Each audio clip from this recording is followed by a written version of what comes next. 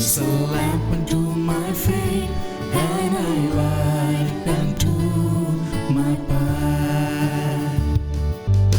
Thy word is a lamp unto my feet, and a light unto my path. First reading, a reading from the prophet Ezekiel, chapter 18, verses 1 to 10, 13, verses 30 to 32. The word of the Lord came to me, Son of man, what is the meaning of this proverb that you recite in the land of Israel? Fathers have eaten green grapes, thus their children's teeth are on edge. As I live, says the Lord God, I swear that there shall no longer be anyone among you who will repeat this proverb in Israel. For all lives are mine. The life of the Father is like the life of the Son. Both are mine. Only the one who sins shall die. If a man is virtuous, if he does what is right and just, if he does not eat on the mountains, nor raise his eyes to the idols of the house of Israel, if he does not defile his neighbor's wife, nor have relations with a woman in her menstrual period, if he oppresses no one, gives back the pledge received for a debt, commits no robbery, if he gives food to the hungry and clothes the naked, if he does not lend at interest nor exact usury, if he holds off from evil doing, judges fairly between a man and his opponent, if he lives by statutes and is careful to observe my ordinances, that man is virtuous. He shall surely live, says the Lord God. But if he begets a son who is a thief, a murderer, or lends at interest and exacts usury, this son certainly shall not live. Because he practiced all these abominations, he shall surely die. His death shall be his own fault. Therefore I will judge you, house of Israel, each one according to his ways, says the Lord God. Turn and be converted from all your crimes, that there may be no cause of guilt for you. Cast away from you all the crimes you have committed, and make for yourselves a new heart and a new spirit. Why should you die, O house of Israel? For I have no pleasure in the death of anyone who dies, says the Lord God. Return and live. This is the word of the Lord.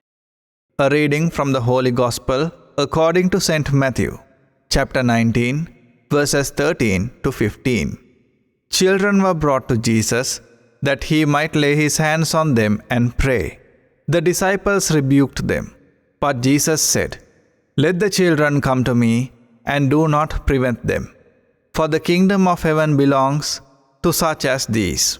After he placed his hands on them, he went away. The Gospel of the Lord.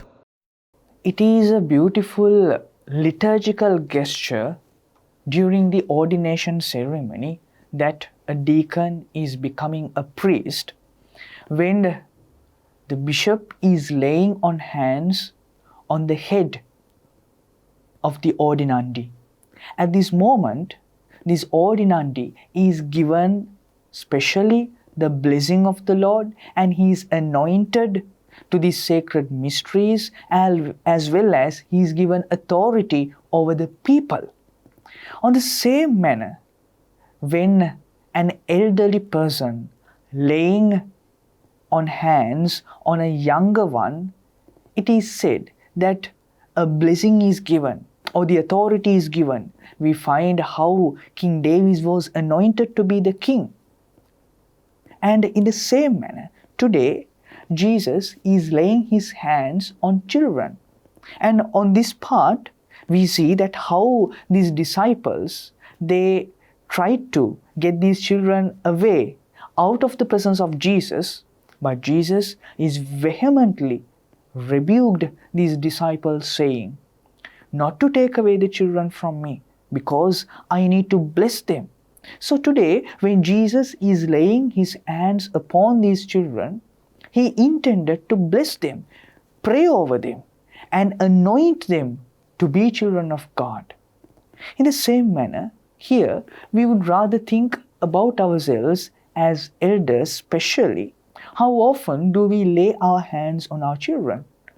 How often do we lay our hands on children and bless them and pray for them? Apart from that, instead of that, at times we raise our hands to the children. We raise our voices towards children. It is not a blessing. Yes, there are moments that we need to raise our voices. But if we raise our hands towards our children, my dear friends, then the same hand we cannot use to lay our hands on them and pray for them. It is the most important thing. Thereby, let us think twice before we raise our voices and our hands upon our children. Let us lay our hands on them and pray over them. That is the first priority. That is why you are being a parent. You are being a parent. Therefore, as Jesus is very lovingly lay his hands on the children and praying for them, let us practice this beautiful religious act. Lay our hands on the children and begin to pray for them and bless them.